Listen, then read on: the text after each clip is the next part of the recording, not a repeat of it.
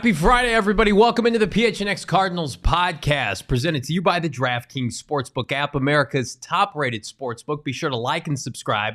Leave us a 5-star wherever you get your podcasts. Johnny Venerable, Bo Brock, live at the PHNX headquarters in downtown Phoenix. It's nice not to have to preview a game for a 4-13 team.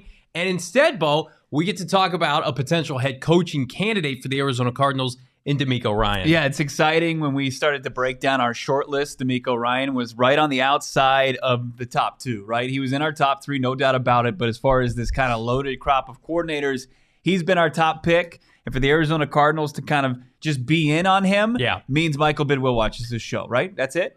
I mean, you would hope. I'm hopeful of that for many different reasons. But, you know, you've got Adam Peters from San Francisco, and this is important. Had basically said hard pass to the Titans, to the Cardinals. It sounds like everybody has reached out with an opening to DeMeco Ryans, and why wouldn't you? They've got a historic defense this year. I would argue he's done more with less when comparison to somebody like Robert Saleh. So let me pose this question to you, Bo. We've asked for an interview being the Arizona Cardinals. Do you think they get one? Do you think they have a sit-down with DeMeco? Yeah, I think that he's not as big of a nerd as Adam Peters, who says he's going to focus on the playoffs. When the Excel documents? He's the assistant GM. Yeah. Is he just scouring the waiver wires? Is he going to find that roster bolstering move during January for the 49ers, a roster that's kind of been in place outside of the quarterback position all season long? Yeah, I don't think so. But DeMeco Ryans actually talked this week to the media and was asked, because it's the giant pink elephant in the room, you know, about him getting interview requests this offseason, and he said he was humbled by it. And he wants to do it for guys who didn't get the opportunity before him. There's actually a coach on his staff who's been in the league for a long time that never got the opportunity, probably because this league was so far behind as far as getting minorities, you know, proper opportunities for head coaching positions, for front office positions. But DeMeco Ryans, I think, just out of respect for anybody that requests him, I'm sure he'll give them the interview. I don't think that he's going to be, you know, a guy that's going to say thanks but no thanks, I'm going to wait for the perfect opportunity. I think he looks at a lot of these openings. I think he's going to be opportunistic with it. He can see the value in a lot of these franchises. I mean, there was a reports before the season ended, before Week 18, for the Niners, before they just bludgeoned the Arizona Cardinals, that he didn't even want to talk to Houston, and that seems like that's changed since we've talked to DeMeco Ryans. Well, and the Cardinals would have to have some patience with him, too, because presumably you couldn't hire him and have him come into the building until the Niners, we assume, lengthy playoff run is over, although they could lose this weekend. You never know. But, you know, Seattle? Well, we're being a little hopeful here. That's going to be ugly. The spread. Another earthquake? Yeah, 10.5 on DraftKings. I know I said it was Friday, too. It feels like Friday, because there's so much good news coming out with this team. If you would have told me, Bo, we would be sitting here last week and that the Cardinals would make wholesale changes, they'd have the third overall pick, and they would have presumably two of the top three candidates on our list ready for interviews, or potentially in Sean Payton and DeMeco Ryans. I mean, I know nothing's sealed yet. We've got speculation to talk about Vance Joseph here in a little bit. But, I mean, you got to feel pretty good playing with house money if you're Cardinal fans. Yeah, you should. And like I said, it's some good things to debate over, right? It's some good problems to have. And, you know, I think you're seeing, and hopefully with the Ryans interview request, hopefully he accepts it. And hopefully Sean Payton accepts their interview request, that the Arizona Cardinals will start to kind of cook with gas in that department. And we had an interview with an external GM candidate today, Ian Cunningham. But you know, to stay focused on this head coaching position, you know, you've got two defensive coordinators from the same division. One's an internal candidate, one's an external candidate, Johnny.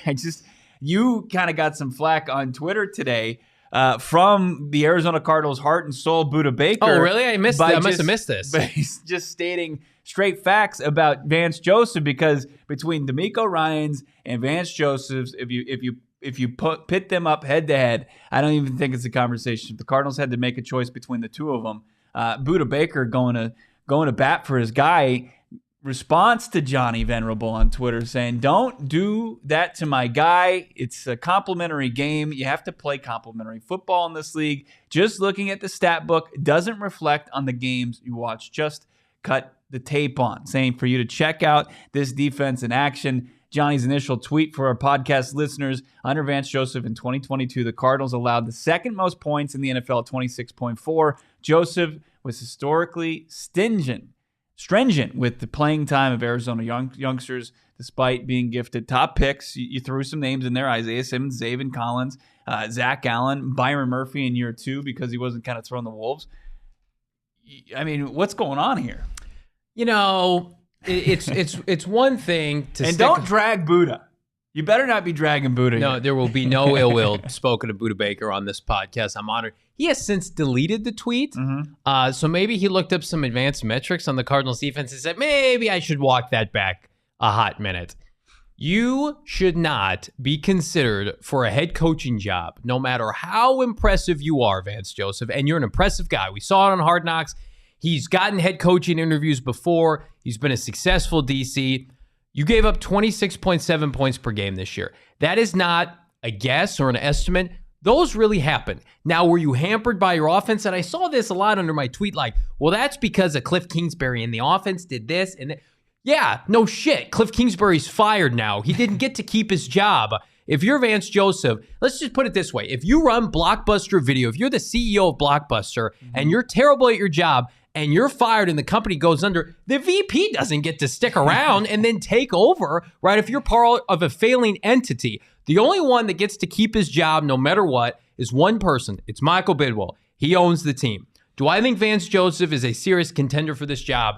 I do not. I could eat crow for this. So could my co-host here. Yeah. I believe Vance Joseph is put in place really if the Cardinals hit DEFCON 5 and everybody rejects their interviews, DeMeco, Sean Payton, if it just doesn't go well, and they need a fallback option. And that's no disrespect to Vance Joseph. I hope he goes on to have a very successful career. But we tried to punch some numbers today as it relates to Vance Joseph. And Buddha says, well, you have to check the tape. So I rolled the clocks back a couple of years, and Vance, I checked the tape. And if you can remember, the Cardinals, in my opinion, friends and family who are watching the show, first of all, like and subscribe, had 2 games in particular with Vance Joseph, with the defense, that they could have locked up a postseason berth and a division title. So let me take you back to November of 2020. It was a pandemic season. The Cardinals were hosting CJ Beathard and the San Francisco 49ers, who were living in Arizona because they physically could not play football in Santa Clara because of COVID stipulations. They had nothing to play for. Let's check the box score. Vance Joseph, CJ Beathard, 3 touchdowns, a perfect passer rating. Jeff Wilson runs about a 5.540, went for a $183 on the day. Guys are running wide open. And yes, the offense was ass that day. Robert Saleh probably got a head coaching job on this coaching job alone. Vance Joseph, in a win-or-go-home game, in a game they go to the playoffs, they would have secured their 9th victory of the season, wet the bed against CJ Beathard. No, everybody looked out of position. Nobody looked ready to play. Those are his guys. This is his 3rd year in the NFL, or excuse me, 2nd year with the Arizona Cardinals. And CJ Beathard did that. Yeah. So if you're thinking to yourself, Bo, well, I'm not convinced. This, throw this out the window. Pandemic season, blah, blah, blah. It has to get better, right? Wrong. December last year. January last year, season finale, week 17, week 18 against the Seattle Seahawks. The Arizona Cardinals win, and you win the division. The LA Rams lost to the 49ers. It's there for you. It's gifted. Kyler Murray in the offense plays pretty well, 30 points. What happens? You play Russell Wilson, a terrible Seahawk team. What Russell Wilson we have seen this year is washed, and you get worked big time. 38 points. Rashad Penny opens you up and stomps a mud hole in your ass, 190 yards.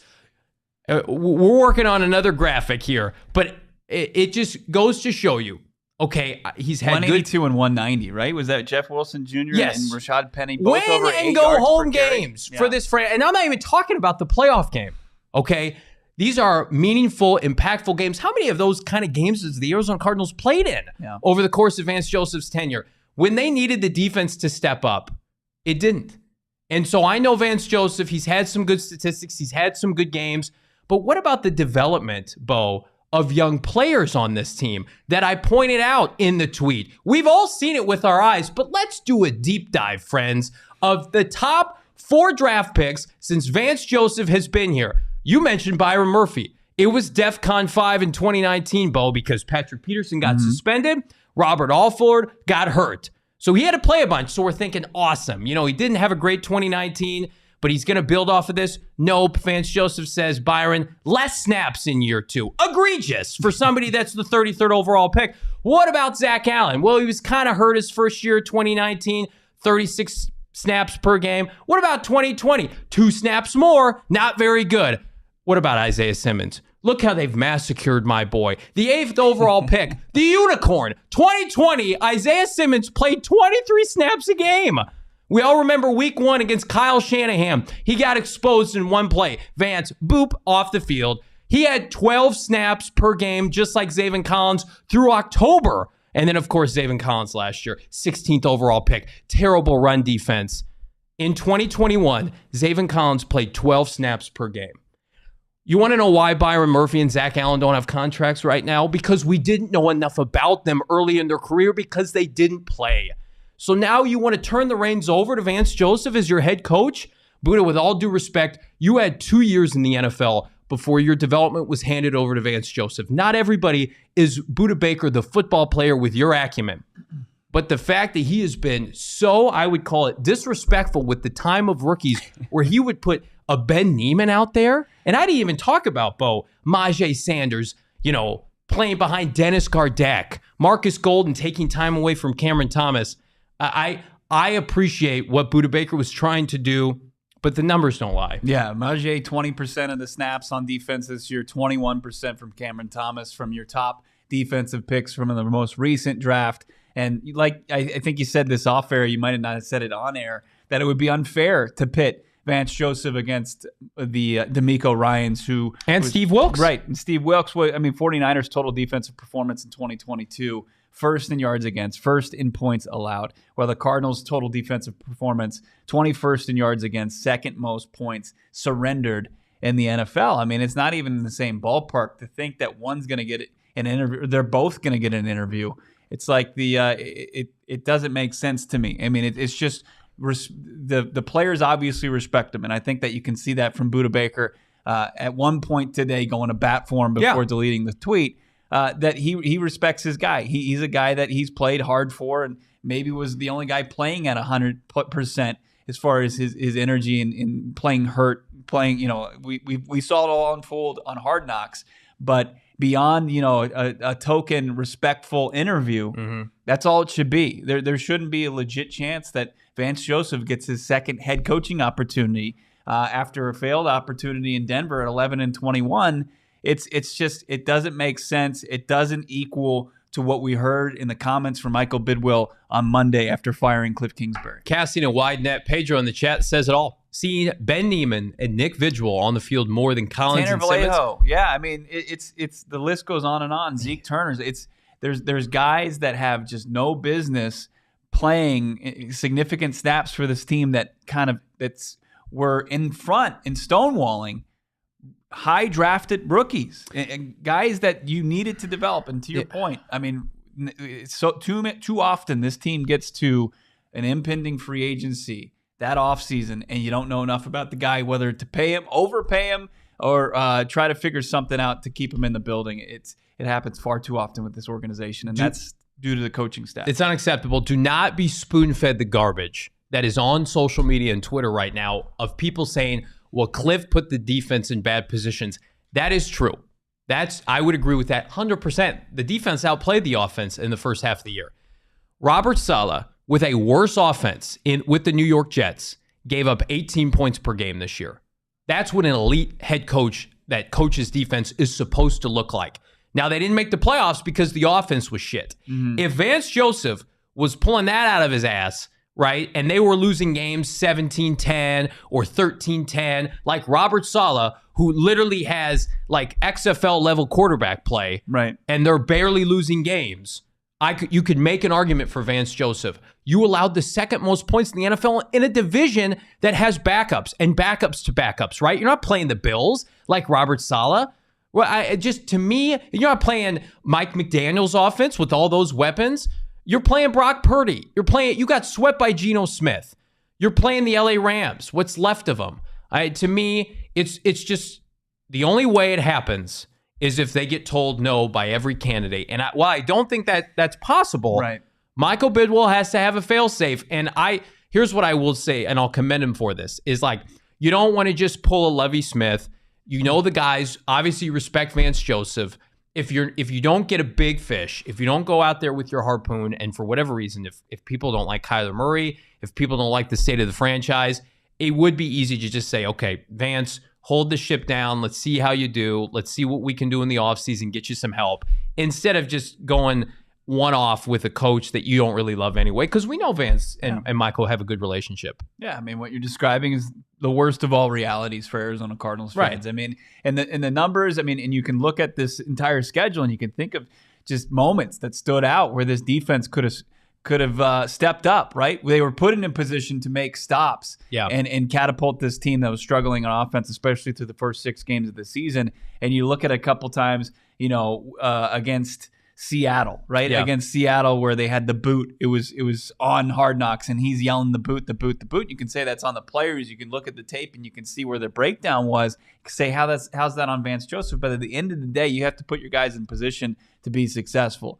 And if it's not resonating, players have to make plays. Right. How often we hear that? I mean, if that's what you're going to go off of, I mean, it's just then nobody's going to lose their job, right? But you have to be able. Your messaging has to resonate with these players enough to when the key situations come up, that the team isn't in a position to give up a 50-plus yard play in crunch time when you needed a stop. They didn't get that. Remember against the Chargers, the Arizona Cardinals. I know that the offense stalled out 3 times. It wasn't a good enough offensive performance. Kyler Murray honed up to that. But as far as the defense, they weren't in the worst situation, and they just folded like a chair against Austin Eckler on the play that got him in the end zone, and then the 2-point conversion was brutal, where Isaiah Simmons couldn't even compete. Yeah, it was too easy. It was hot knife through butter. And I think you can say all you want as far as execution, and it falls on the players, right? And look at the tape, but at the end of the day,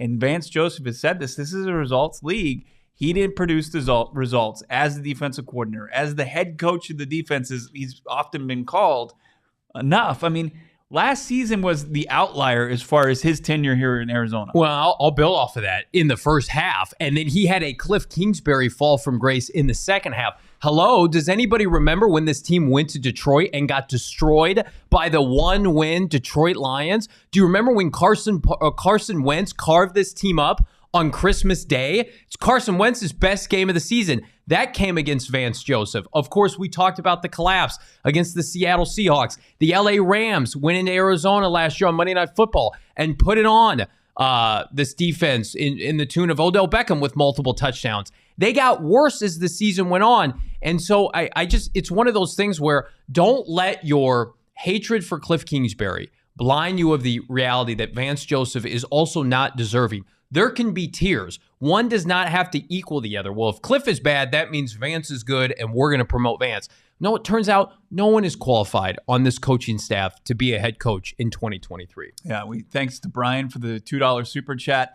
Great coaches get more from the players. Absolutely correct. What do you think Vance Joseph puts on his resume? What do you think he puts in his cover letter as far as how is he pitching himself? What's his elevator speech to Michael Bidwell? The players love me. I'm beloved. Yeah. I'm not Cliff Kingsbury. Yeah. Is he going to wear that on his shirt? I carried Hard Knocks. Right. I walk around the block. We get our exercise in the morning. I won't embarrass you off the field. I mean, that would have been here's write a big fat check and a thank you letter to 2 people for this year, Vance Joseph and JJ Watt, because they got you through the tough times, right? But you don't have to put a ring on it. You don't have to commit long term. Like, we all have that person. If you're dating somebody and you go through a bad breakup and you need that next person, what's it, the bridge, the rebound person? Yeah, rebound. Yeah, it felt like even though Cliff was still in house, like Vance Joseph was kind of like the rebound. Like, help us out, Vance. Be a savant, be a spokesman. And that's probably why he's getting an interview. And I hate to speak like that in hyperboles, but he should be friend zoned, right? Yeah. No doubt about it. There's no serious romantic future there with your friend zone DC Vance Joseph. No doubt about it, right? It's just he just doesn't do it for you. He shouldn't do it for anybody, any fan base at the head coaching position. That's just going too far. Steve Wilkes today is a better defensive coach than Vance Joseph today, and that is indisputable. He did less with more with Carolina. And if that's a reality that you want as an owner, That's going to be sad when Carolina doesn't hire Steve Wilkes and you hire Vance Joseph. But I don't more think with less. You think he did more with less in Carolina? Oh yeah. I mean, he's got a couple first round. Derek Brown. He's got J.C. Horn. Well, I mean, he plays his first round picks. I don't know with Brian Arizona. Burns is a beast. He at least had a pass rush, but at the same time, he doesn't have a Buddha. He doesn't have a Jalen. Tip of the cap to Carolina to getting those guys developed, getting them the PT necessary for them to take strides. Is it going to surprise you if Zach Allen's not back, if Byron Murphy's not back, and they go on and have success elsewhere? Look what I know that he did a lot, meaning Vance Joseph, for Hassan Reddick's development, and that's a problem with the Cardinals in general because they played him out of position. But I mean, Vance, the development of Isaiah Simmons is Vance Joseph. I was surprised that we didn't see Isaiah Simmons after he played 30 snaps in 2 games come to the defense of Vance Joseph. Maybe he pulled Buddha's phone away from him. They're out to lunch today. He's out at he's doing pottery. He's too busy. He's got clay on his hands because he's doing pottery with DeAndre Hopkins. We will not have blood on our hands on this podcast. We will be upfront and sincere with all of you. And if you want to check out the head coaching odds right now on the DraftKings Sportsbook app, Sean Payton, plus 300. Vance Joseph, plus 300. Then there's a big drop-off. I think Byron Leftwich is next in line at plus 1,400. I wonder if DeMeco Ryan is going to start to uptick. You would love to see that. We want to see you. We would love to see you on the DraftKings Sportsbook app ahead of NFL Wild Card Weekend because guess what? All new and existing customers can get a no-sweat free bet each day of the Wild Card round. All you got to do is place an NFL bet of your choice, and if it loses, you get a free bet back up to $10. So put it $10 down. If you lose, you get that 10 spot back. Download the DraftKings Sportsbook app now. Use promo code PHNX. New customers also can bet $5 on any NFL game. And if you win, you get $200 in free bets instantly only at the DraftKings Sportsbook app with promo code PHNX. Minimum age and eligibility restrictions apply. See show notes for details. Bo, my DraftKings pick of the week. I'm going with an upset special money line win. I'm picking Danny Dimes and Brian Dable to go into Minnesota and beat the Vikings this weekend. That's spicy. Absolutely. And that organization alone should give Cardinals fans hope that this thing could be turned around because the Giants had nothing going for them at this time last year. They needed a full reset. They needed a new roster architect and a new head coach, and they were able to find some really good candidates and secured them, and they've turned things around. No doubt about it. We're throwing a party tomorrow, Friday the 13th, hanging out at Dobson Ranch Golf Course for the PHNX Tee Party, the inaugural PHNX Tee Party. It's presented by our friends over at Four Peaks, and they're doing more than just throwing their name on this. They're actually going to bring some delicious Four Peaks beer samples that you don't want to miss out on with some great food from some of our great vendors, food and drink, merchandise, contests like long drives, putting contests, things that you're not going to want to miss out on because Dobson Ranch Golf Course, it's not you just go there and you find the driving range, you find the putting green, and that's it. It's more geared up like Top Golf on steroids, like a classier Top Golf, a better Top Golf. Dobson Ranch Golf Course. We've also got our watch party going down, watching the Suns and T-Wolves. PHNX Suns podcast is going to be doing their pregame. They're going to do the watch along, and then, of course, they're going to do their postgame party. Probably breaking down another heartbreaking loss. Hopefully not. Join us tomorrow. Johnny, myself, producer Sean's going to be there. Everybody from the PHNX crew is going to be hanging out. Families are going to be there because kids 10 and under, they get in for free. Find the link in the description here in the show notes. Get and reserve your spot today, and we'll talk some more Cardinals head coaching candidates. We'll give you the latest. We love it's beyond these lights being on, these cameras being on, these mics being hot. We love talking Cardinals football. We want to talk Cardinals football with you at the PHNX Tee Party. We love to see it. Thank you, Joel, for the $4.99 super chat. Buddha's tweet told me that the players played bad and made mistakes, and the coaches couldn't fix it. All the players love Cliff too. Absolutely. Like, you can love a coach and also know, probably not the best at his job. And guess what? Not all great coaches are beloved. Some lead through fear. You think everybody loves Bill Belichick when they play for him? No, they all talk shit about him when they leave, but they trust the process, and the process works for them, or at least historically speaking, when they had Tom Brady. So you can't be everybody's friend. And while I do think that Vance will rip into people more than Cliff Kingsbury, I mean, we've got the sample size. Yeah. I mean, he was not good as a head coach in Denver, and then he came to Arizona, and he was an average defensive coordinator. You would have to have an elite offensive coordinator to take advantage of your most valuable asset or just most valuable franchise piece that you need to fix in Kyler Murray. Like, Vance Joseph isn't going to be able to fix the quarterback issue. He couldn't do anything in Denver. Now, he was given, a few ham sandwiches. They drafted Paxton Lynch. But as far as quarterback development, it never happened under Vance Joseph. No. So you would have to go out and find somebody. And Vance Joseph wasn't able to go out and bolster this coaching staff with much during his tenure here, with the shortcomings that Cliff Kingsbury kind of had as far as bringing to this roster and coaching staff. So it's just, I thought Michael Bidwell's message on Monday was that this team certainly is not going to stand for, the putrid 4-13 record that they had this season, but he also isn't going to stand for the ceiling that Cliff Kingsbury and his coaching staff had hit, and that was mediocrity. And he does, what Vance Joseph, I think, also has a ceiling, and that's mediocrity. So to preach that message basically on Monday and then to go right back and then select Vance Joseph as your head coach completely just torpedoes that message he made on Monday. Yeah, because we could have seen Vance Joseph lead this team. You could have fired Cliff Kingsbury after the bye, around the bye, and given Vance time to see if he could turn this thing around, at least in the short term, see if players resonate with him. I'm guessing this, again, this just feels like a nice courtesy. If you remember, Cliff Kingsbury had no NFL contacts when he came to the NFL. Steve Keim built his coaching roster, especially on the defensive side. They had to court Michael and Steve Vance to come here after losing his job with Denver because, again, Vance is well-respected. He had a nice tenure in Miami, and so he was probably going to be a sought-after DC. I remember liking the hire at the time. But again, you want to treat people right, and you're going to help him. You're going to do him a solid, but you can't make him the head coach. But whomever gets this job, whomever becomes the GM, one of the biggest questions they're going to have to answer this offseason, will DeAndre Hopkins be a part of this team, Bo? Signs are pointing to the Arizona Cardinals pivoting from the wide receiver one. Our guy Jordan Schultz, friend of the program, reported earlier this week that Michael Bidwell has been telling potential GMs. I wonder if he had that conversation today with Ian Cunningham from the Bears. As he had his interview, did he say, hey, what would you do? What would you look to command in return for a guy like DeAndre Hopkins, who showed immediately after coming off a 6-game suspension that he's still wide receiver one? Now, he had to deal with not having his QB1 in the lineup for the rest of the season for the most part, and had to try to catch passes from Trace McSorley. 9 of them whizzed over his head by about 10 yards in his final performance. Nook's final performance of the year. He just 1 catch for 4 yards. Yeah, it was tough, and I'm sure that we saw the frustration from DeAndre Hopkins. He was talking about while he was playing pool poorly on Hard Knocks the other night. Yeah, but that was, by the way, that was shockingly bad. I can't believe the Cardinals, who had their fingerprints and everything, didn't try with DeAndre Hopkins to use some CGI to make those balls go in.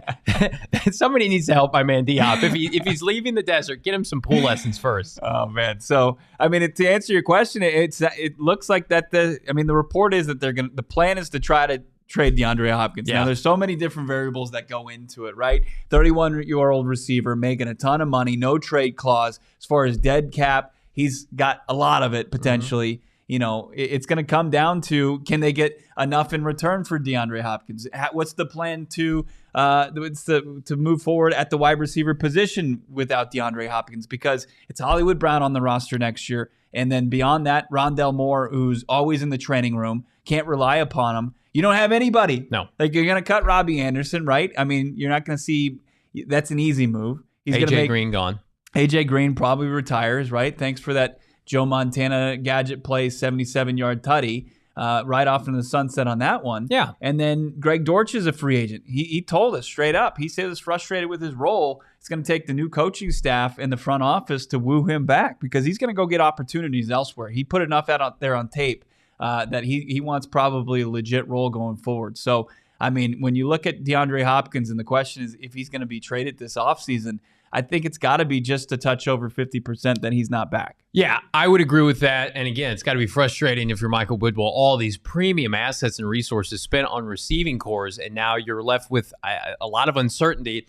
But we're going to play a fun game on this show right now because I would imagine, as Jordan Schultz pointed out, Cardinals are going to have no shortage of suitors, Bo Brock, for DeAndre Hopkins. And we put together, I think, some of the usual suspects and their draft compensation for 2023. Here is what we think. Pick your DHop trade package. Now, I only took the first 3 rounds. So, of course, you could add 4th, 5th, etc. You could even add a player. But this is 2023 draft compensation for teams like the Giants, Patriots, Ravens, Bears, Packers, and Titans.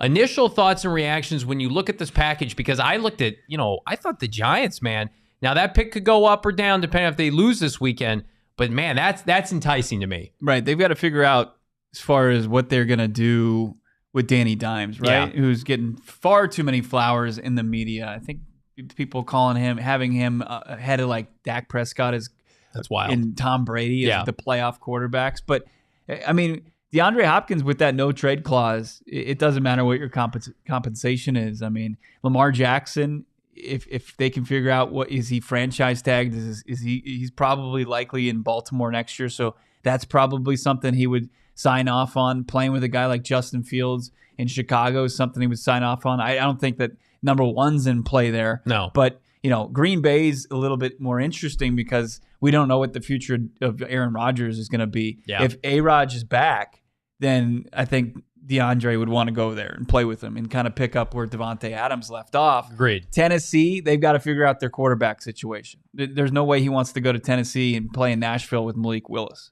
Right? I just put them on there because do they try to reset the horrific decision last year of trading A.J. Brown?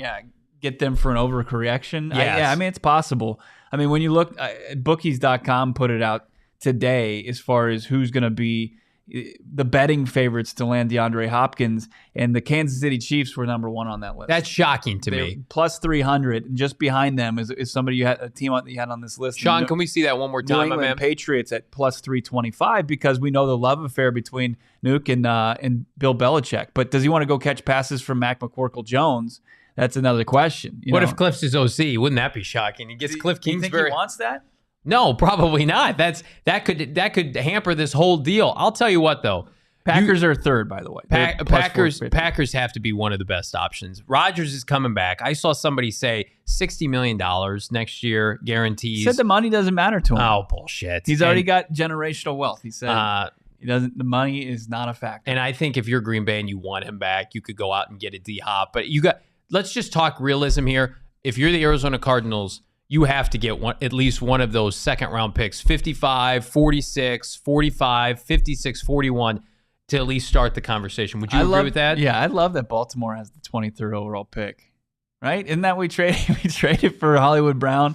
So the Cards traded away for Hollywood Brown 23rd. That's as it stands right now. If they get eliminated. So 1 through 18 is set right now. So this is these first-round picks. There's some asterisks on Giants and Ravens. But, I mean, those Packer picks, man, like, could pick swaps be in place? Could you get 45 to me is like if I had to ask the most realistic pick on there, it's 45. Because what do the Packers need a second-round pick for this year? Go get DeAndre Hopkins. Try to elevate yourself back. Imagine DeAndre and Christian Watson. It'd be unbelievable. That'd be filthy. And then pick 45 plus a little change. Get a fourth maybe. Get a fifth. That pick 45 is that center to take over for Billy Price. Pick 45 is that edge rusher if you don't take Will Anderson and vice versa if you take a defensive tackle at pick 45. The Cardinals need more swings at the plate. And DeAndre Hopkins, I mean, you guys may disagree. I just feel like he's a luxury for the Cardinals right now for a team that's not going to have Kyler Murray. Matthew Burgess says get a first rounder, period. I just think when he's going into his age 31 year, that's where it gets tricky. Yeah. I know that we've seen, and that's been kind of trending in the league, but Devontae Adams, he was 28 when he was traded for. Hollywood Brown was 24. A.J. Brown was 24. And then you had, who was the fourth guy that was, Tyreek Hill was 27 or 28. So those guys are all in their 20s. I think a first-round pick it's pretty steep. When we see the Chiefs as the number one team, the betting favorite, Andy Reid has a history of doing this. He traded for Terrell Owens. You know how old T.O. was when he went to Philly? 31 years old. Oh, man. You should have helped me make that graphic. That's fantastic. This is also good. Arius, $1.99 super chat. Thank you so much, my man. If Payton is hired, DHop stays, ? Restructure contract, twofold. Number one, Cardinals are going to need supplemental draft picks to help offset the Payton cost that we feel like is going to be at least a second round or a third round pick.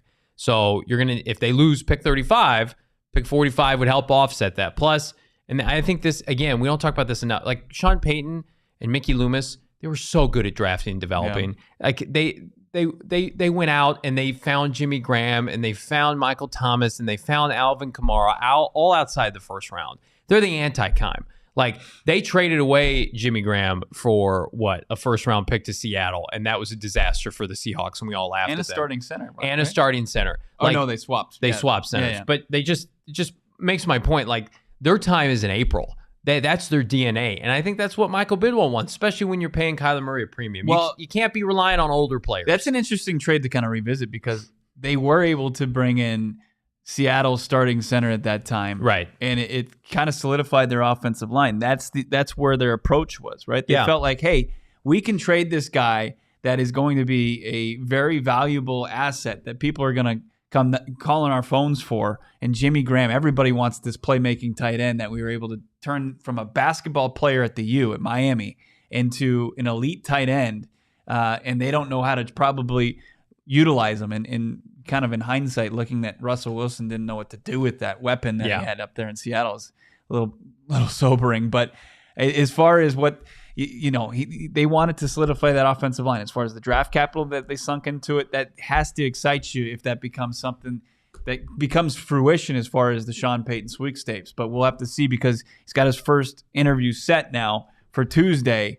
First day he's eligible to talk to any team due to NFL rules. It's the Denver Broncos are locked in to talk to him in LA next Tuesday. Cardinals are going to get your chance, their chance. You're going to get your chance to go to Underdog Fantasy, underdogfantasy.com. It's where daily fantasy is done differently. We are off year-long fantasy. We did not have a good fantasy football season here at PHNX, at least these two schmucks up here. We are exclusive now to daily fantasy. I want to tell you about Underdog Fantasy. It does fantasy football, basketball differently, and I emphasize differently. You've got multiple options, especially with the NBA draft, up to 6 NBA players, no positional limits. You could go point guard, shooting guards, go absolutely nuts. And speaking of nuts, we've got a full slate of NFL playoffs this weekend that you can cash in big on Underdog Fantasy with up to 5 of your best friends, buddies, whomever, acquaintances, or head-to-head. You can battle one-on-one. All you got to do, it's so easy to get started. Go to underdogfantasy.com, download the app, sign up with promo code PHNX. Underdog Fantasy, get this, is going to double your first deposit up to $100. So if you're thinking to yourself, I don't want to bet too much of my money, I want to keep some of my funds safe, put in $100, bam. Underdog is going to give you $100 for free right now. All you got to do, underdogfantasy.com. Get in on the action today, Bo. This is the first week that I'm not spending the bulk of my time at the Cardinals facility. I'm spending it here at the swanky PHNX studios, just filled with comfortable, good-looking furniture from More Furniture. I'm nearly taking a nap out there in the lounge. I'm getting work done. You sleep on the job a lot, let's be honest. I mean, I'm sleeping when you're going on your rants most of the time. But as far as the desks back there, the workspaces, all the furniture is provided by More Furniture. I feel as comfortable as I possibly could. If it weren't that I don't go home to a house filled with More Furniture, because my wife and I tag teamed More Furniture's, all their different sales they had going on throughout the fall and the winter. Yep. You can continue to take advantage of those as well. Morefurniture.com. They got their white glove delivery. They'll put and set up your furniture where you want it, exactly where you want it. You can be as annoying as you possibly can by telling them where you want it, and they're not going to care because it's the white glove delivery. Save big on the best furniture in the valley when you head to morefurniture.com. That's morefurniture.com. Got some housekeeping items. The Cardinals' search for a general manager continues on. The Cardinals requested permission to interview Ravens director of player personnel. I could just stop there and everybody would be excited about Ravens and personnel. Joe Horowitz for their GM. Hortiz, I'm sorry. Yeah. Joe Hortiz for their general manager opening per sources. This is from Adam Schefter. He interviewed last year with the Giants, the Steelers. He has spent 25 years with the Ravens, and I think we're starting to see a little bit of a pattern, Bo. Ian Cunningham today, Ravens background. Of course, Joe today, Ravens background. I like what we're seeing from Michael Bidwell. He's got 5 external GM candidates, 2 internal, so 7 guys in total he's going to talk to. I mean, I would feel comfortable if I was a Cardinal fan. If you're rooting for an external hire, and we haven't been shy about it, we are, and we love Adrian Wilson. Yeah. But the names he's bringing in, he's not screwing around. Yeah, the other guy that was interviewed, it was reported or not reported, rumors that it was like the guy from Buffalo. Yeah. The first external. Malik, wasn't it? Yeah. So the Bills, he's been in that organization. He spent some time as far as the Cardinals organization a couple of years ago. I think he spent 12 years in the Cardinals organization, which, some people dislike. But, if you're spending some time in Buffalo and you've seen how things have been working and the success that they've had, the sustained success they've had the last couple seasons, it should get Cardinals fans giddy. But just a list of, very impressive up-and-comers, or you got guys who are established, guys that had success like Jerry Reese, who was part of 2 Super Bowl championships with the Giants. Ian Cunningham, as he said, ties to Baltimore. Rand Carthon with what's going on in San Francisco, despite Peters declining the opportunity. We don't know what Carthon, if he's going to be a guy that will accept it. And then, Monty Ossenfort, he's the guy from Tennessee, right? Yeah. I think that's the one that probably doesn't inspire a whole lot of excitement. Well, they have an opening. Right. So it's like, hey, Monty, you can't get a job in your own building? Right. I mean, it's probably why, Quentin Harris is interviewing with Tennessee, and he's probably like, oh, why can't you get the job in Arizona? And I would argue that what they've done in Tennessee has been more impressive. That's what we keep going back to with these externals, is everybody can bring a resume of their success, because all these teams have had successes. And Ian Cunningham, get rid of the Bears logo and look back what he did with Baltimore and Philadelphia, if you need a litmus test, a template, I should say. Whereas, and I don't mean to keep knocking on these internal guys, but it's a what have you done for me lately league. The Cardinals have not been known as a draft and develop franchise. They have basically won through Kyler Murray and trying to out-athlete people through trades with Ertz and Hollywood Brown and DeAndre Hopkins, James Conner. Look at all their impact players. They're all trades or free agent signings. That's not sustainable in the NFL. Whereas you look at these teams now that they're bringing in, Eagles, draft and develop, Jalen Hurts, second round, boom, Super Bowl picture, right? All these defensive stalwarts. Then you look at, Tennessee. Tennessee wins despite quarterback play, despite premium players all over their roster. It's just solid. They hit double after double in the draft, at least historically. I look at somebody like Rand Carthon. I mean, I hate to say it, Bo. Has there been a better drafting team outside of the Trey Lance pick? Hopefully that's Adam Peters' work. Than the San Francisco 49ers? No, but when I look at what the Bears did this past draft, let me throw out some schools there, okay? With the exception of Southern Utah, these were the schools that they drafted out of. Washington, Pac-12, Penn State, Big Ten, Tennessee, SEC. You had San Diego State, Mountain West, right? You had Baylor, Big 12, Illinois, Big 10. You got Southern Cal. You got North Carolina State, the ACC. He's not going to go to... Is Tulsa on that list, by the way? It's not. No Tulsa, no Pittsburgh State, no, what was it? Was it Mercer at one point that they plucked a wide receiver out of? It was just... It was unbelievable. I can't trash Temple anymore. UMass? We got UMass on that list? No, we don't. I need to walk off the set. I had blocked that out until just now that had happened. That Andy Isabella went to UMass. Boston College, he's fine. Zach Allen's fine. SEC. That's the ACC. Yeah. Was it when he played there? Yeah, it was. Big East was a long time ago. Yeah. It's dating myself here. I want an external GM. I want SEC players. And if you fail, you fail. I'm sorry. It's like this interview process, right? Like, go out and get a big fish. If you fail, you fail. But you got to try, right? Steve Keim so many times tried to outthink the room. Like Chad Williams, right? Grambling State. You are not smarter than everybody. These other GMs are laughing at the Cardinals historically with these picks. So now let's just get back to basics. Mm-hmm. Everybody's going nuts over Kyler Murray, and I get it. And it's easy. There was an article that came out from Mike Silva Verbo at Bally Sports talking about Kyler, and it was they've created a monster by giving him this money. I can tell you right now, even if Kyler Murray was healthy and whether or not his leadership style isn't your cup of tea, the roster's not good enough.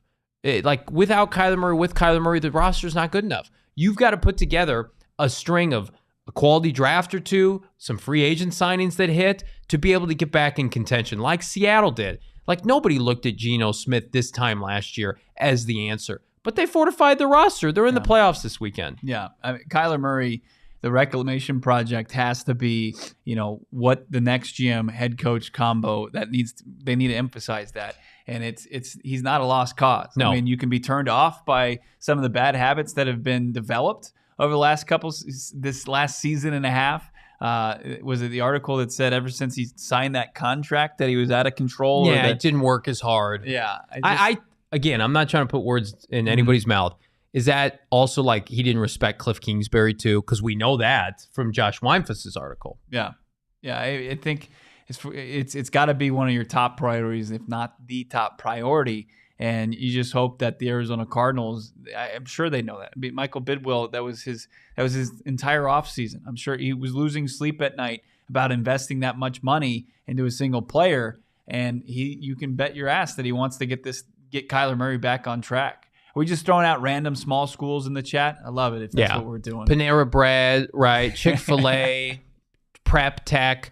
Let's all just thank the football gods above that the first pick of the Arizona Cardinals in this upcoming draft is either going to be from Georgia or Alabama. When is the last time that has happened? Decades upon decades. The two best programs in the last 10 years in college football, we're going to get the best defensive player. Maybe some assume like Jalen Carter is the poster child for this Georgia dynasty, and Will Anderson is the best pass rusher that Nick Saban has ever produced. Yeah.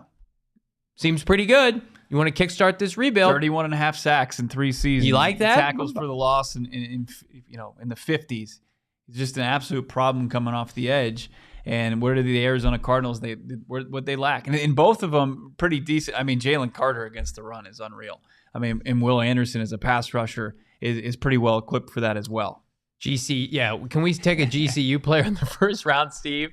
Steve returns. Did you see the Bears? Their president went to GCU. He's a former GCU Hooper. All right. So let's not knock it. Okay. Well, we don't want our first round picks from GCU. Let's just be honest there.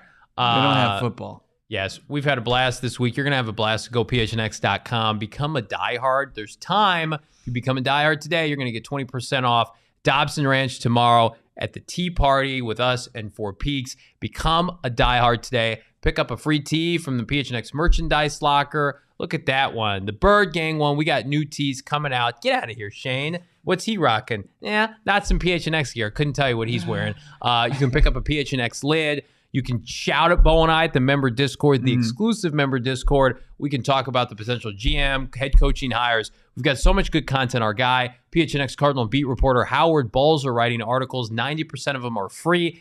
Use that promo code Howard, HOWARD. That's HOWARD with our guy Howard Balzer. Follow him on Twitter, Bo. But yeah, go PHNX.com. It's got a lot going on. Valdosta State. Isn't that the Alma of Christian Matthews, 7th round pick? Played some downs with the Arizona Cardinals. What was the key word there? A 7th round pick. Right. We've got more good times for you. If you're not going to join us for the Tee Party tomorrow, you need to go out and hang out with our new partners over at the Octane Raceway in Maverick. We had a blast out there, team building event that if it wasn't for such a fun time as far as the competition on the track, people would have been throwing hands. But, people calmed down with some of the great drink and food specials that they got going on a daily basis. Monday, you got $15 unlimited fun pass, 50% off taco trios on Taco Tuesday. Winning Wednesday, you get half price arcade games all day long. It's been far too long. I haven't been in an arcade for far too damn long. Yeah.